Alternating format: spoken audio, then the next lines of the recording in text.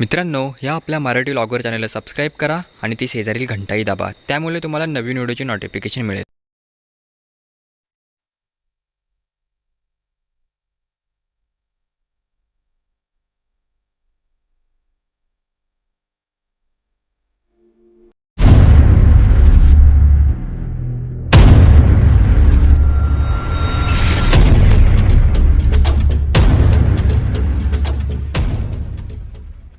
तर मंडळी, स्वागत आहे तुमच्या एका नवीन व्हिडिओमध्ये.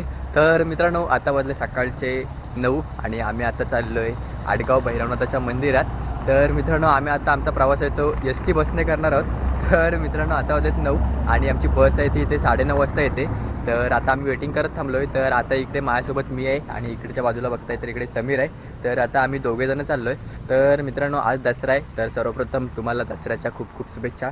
तर मित्रांनो, आज देव उठणार आहेत आणि आम्ही आता तिकडे चाललो आहे. तर म्हणूनच आम्ही आज सकाळी लवकर चाललो आहे. त्यामुळे आम्हाला तिकडचा व्हिडिओ वगैरे खूप असा चांगल्या पद्धतीने करता येईल. कारण मित्रांनो, इतके दिवस आम्ही का गेलो नाही, तर मी जाऊन आलो अगोदर पण त्याचा व्हिडिओ बनवला नाही. कारण तिकडे ना गर्दी खूप होती आणि गर्दी खूप असल्यामुळे तिकडचा व्हिडिओ आहे ना चांगल्या पद्धतीने बनवता आला नसता. त्यामुळे आम्ही ना आत्ता चाललो आहे. आता गर्दी नसेल आज, मे बी नसेल तर बरं होईल, म्हणजे व्हिडिओ आपल्याला चांगल्या पद्धतीने बनवता येईल. तर मित्रांनो, आता आम्ही एस टीची वाट बघत बसलो आहे. आता 9:30 वाजता एस टी येईल असं वाटतं आहे. मग आपल्याला डायरेक्ट इथून कोंडवीला जायचं आहे. तर मित्रांनो, इथून कोंडवी हे अंतर 8 किलोमीटर आहे. तर 8 किलोमीटर अंतर आपल्याला बसने जायचं आहे. तर मित्रांनो, महत्त्वाचं म्हणजे आपल्याला तिकडे गेल्यावरती कोंडवी गडाची सुद्धा आपल्याला माहिती समजणारच आहे. कारण आपण आता जिथे जाणार आहोत ते कोंडवी गडावरती जाणार आहोत आणि तिथेच ते मंदिर आहे. तर आपल्याला मिळाली माहिती कोंडवी गडाबद्दल, तर आपण तेही आपल्या चॅनलच्या मार्फत सांगण्याचा प्रयत्न करणारच आहोत. मलासुद्धा थोडीशी काही माहिती आहे, तीही मी थोडीशी तुम्हाला सांगणारच आहे. तर आता बघूया. अजून काही 9:30 वाजायला आहेत पण अजून काही बस काही कुठे दिसत नाही आहे.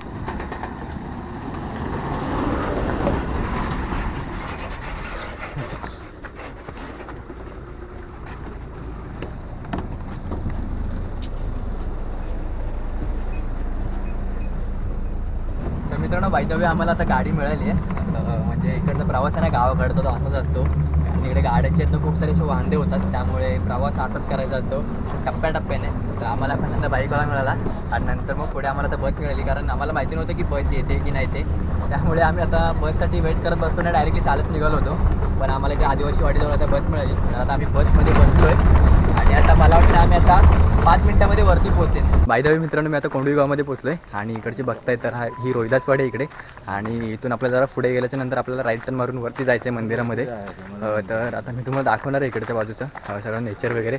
आता चालत जातो त्यामुळे तुम्हाला काही सगळं काही दिसणार आहे. फायनली मित्रांनो, मी आता जिथून रोड आता वरती जातो तिकडे आलो आहे. तर इकडच्या बाजूला बघाल तर इकडून जर राईट टर्न मारला की आपण डायरेक्टली आता वरती जातो मंदिराकडे. तर मित्रांनो, इकडे बघताय इकडे हे वाचा जरा, श्री भैरवनाथ देवस्थान आडगाव गाव कोंडवी. तर हे तुम्ही पॉज करून वाचा आणि इकडून आपल्याला वरच्या बाजूनी इकडे वरती जायचं आहे. तर इथून मला वाटतं 5 मिनटं लागणार आहेत वरती जाण्यासाठी मंदिराजवळ. आणि इथूनच मित्रांनो वरचा डोंगर दिसतो तिकडे, तर तिकडे कोंडवी गडसुद्धा आहे. तर त्या गडाबद्दल ही तुम्हाला थोडीशी काही माहिती सांगणार आहे मी. तर मित्रांनो, फायनली मी मंदिराजवळ आलो आहे. तुम्ही समोर जो एरिया बघताय तर हा सर्व एरिया आहे तो मंदिराचा एरिया आहे. आणि आता आम्ही आतमध्ये चाललो आहे मंदिरात. तर आतला सीन तुम्ही एकदा बघून घ्या.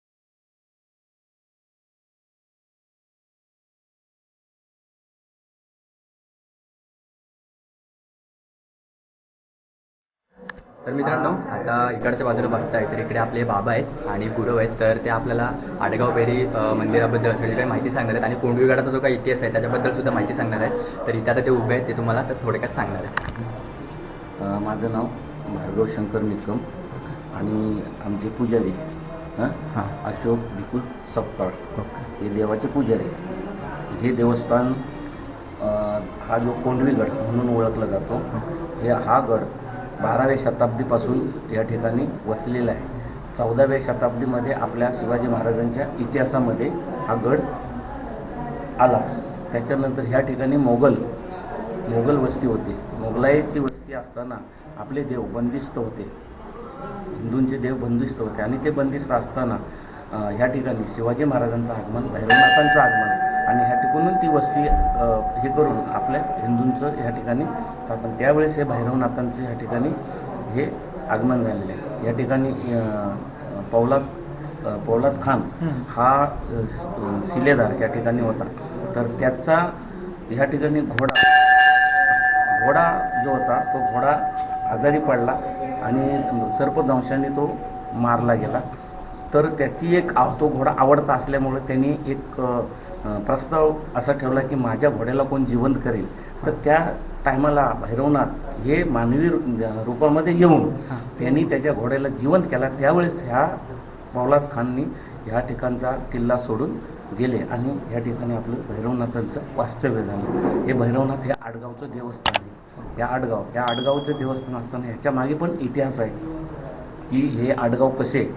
तर त्यावेळेस आपल्या गावांमध्ये एक पूर्वजांनी जो रेडा असतो तो रेडा सोडला आणि तो रेडा प्रत्येक गावात ज्या गावात जाऊन बसला ते गाव या देवाचे वारस झाले, ठीक ना. आणि त्या पद्धतीने ह्या ठिकाणी आज हा किल्ला जो आहे हा किल्ला 14व्या शताब्दीमध्ये हे झालेला आहे. हा रायगड किल्ल्या आणि प्रतापगड किल्ल्याच्या अगोदरचा किल्ला आहे. हा टेहळणी किल्ला होता, म्हणजे दुश्मनावरती पहारा देण्यासाठी. आणि आता आपलं भैरवनाथाचं स्थान जे आहे हे स्वतः त्यांनी निवडलेलं स्थान आहे. आडगावामधून फिरून ह्या ठिकाणी येऊन ते ह्या ठिकाणी वसलेत. या ठिकाणचा इतिहास असा आहे की लढलेल्या युद्धामध्ये ह्या ठिकाणी वीराची खिंड आहे. त्या वीराच्या खिंडमध्ये म्हणजे तिथं 2 आपले वीर शहीद झालेले आहेत. तर त्या बरोबर ना, हां, तर ते वीराची खिंड असं नाव दिलेलं आहे. इथं सती गेलेल्यांचं पण हे आहे, ठीक ना. तर हा एक ऐतिहासिक आणि ही ऐतिहासिक ही पार्श्वभूमी ही शिवाजी महाराजांच्या पदस्पर्शन पावन झालेली भूमी, भैरवनाथांच्या पदस्पर्शन पावन झालेली भूमी आणि हा कोंडवीगड हा ह्या ठिकाणी भैरवनाथांच्या प्रतिष्ठान ह्या ठिकाणी झालेलं आहे आणि वसलेलं आहे. मंदिराच्या समोर उभं राहिलं तर प्रतापगडाचं दर्शन होतं, रायगडाचं पण आपण त्या ठिकाणी घेतो, रायगडच्या भागाचं पण दर्शन होतं आणि रसाळगड सातारा साईडला रसाळगड आहे, त्या रसाळगडचं पण इथून दर्शन होतं, ठीक ना. तर ह्या गडांची ही सर्व आणि आपल्या डोंगरांमध्ये भुयार आहेत की जेणेकरून इथून दुश्मन आला तर ह्या भागातून चिपळूण वगैरे त्या साईडला मशाली पेटवून सिग्नल करायचे. अशा आपल्या ह्या डोंगरांमध्ये अशा बऱ्याचशा त्या ठिकाणी आहेत, ठीक नाही. आता हे वाघजाय हे हनुमंताचं मंदिर हे लास्ट दर्शन असायचं त्यावेळेस. या ठिकाणी तिट्याची बाव आहे, तिट्याच्या बावेच्या तिथं ह्यांची बाजारपेठ त्यावेळेसची असायची.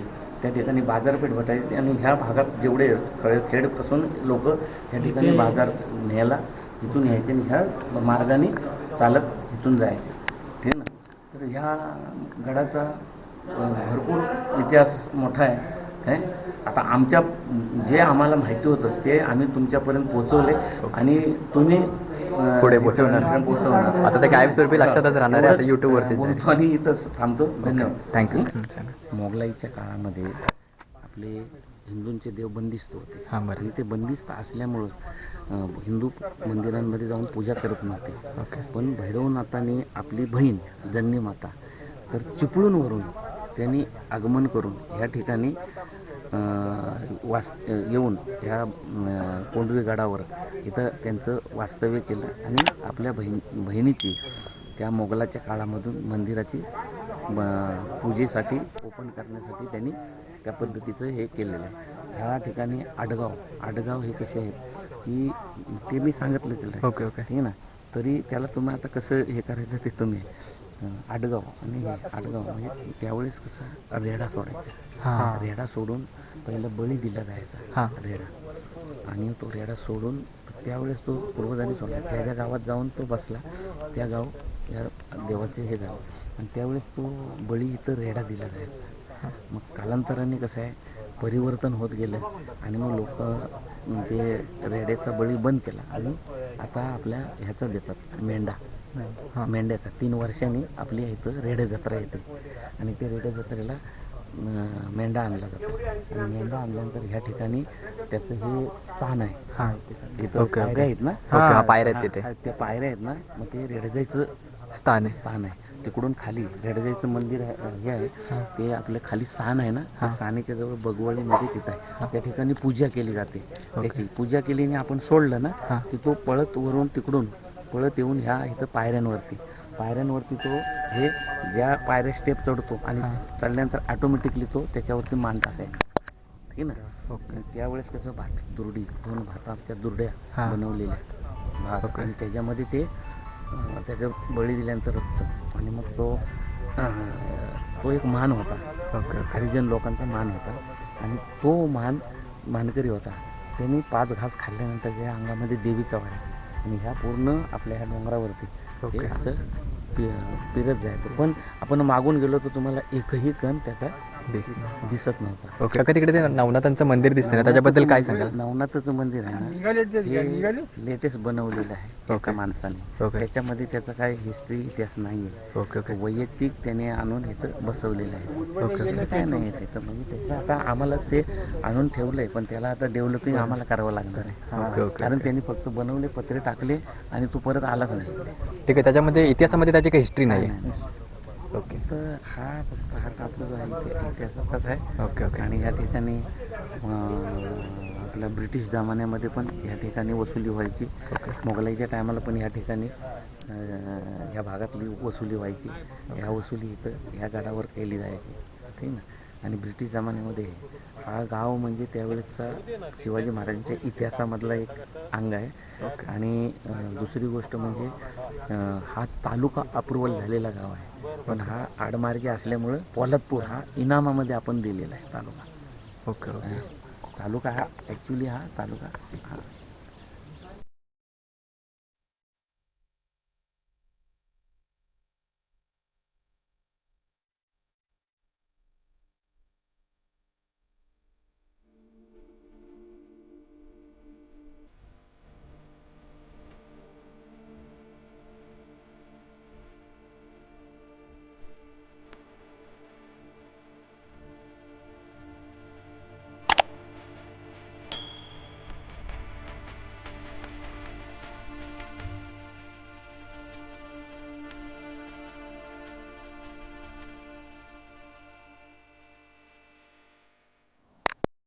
तर मित्रांनो फायनली आम्ही आता घरी पोहोचलो आहे. मी आता रोडवरती उभा आहे.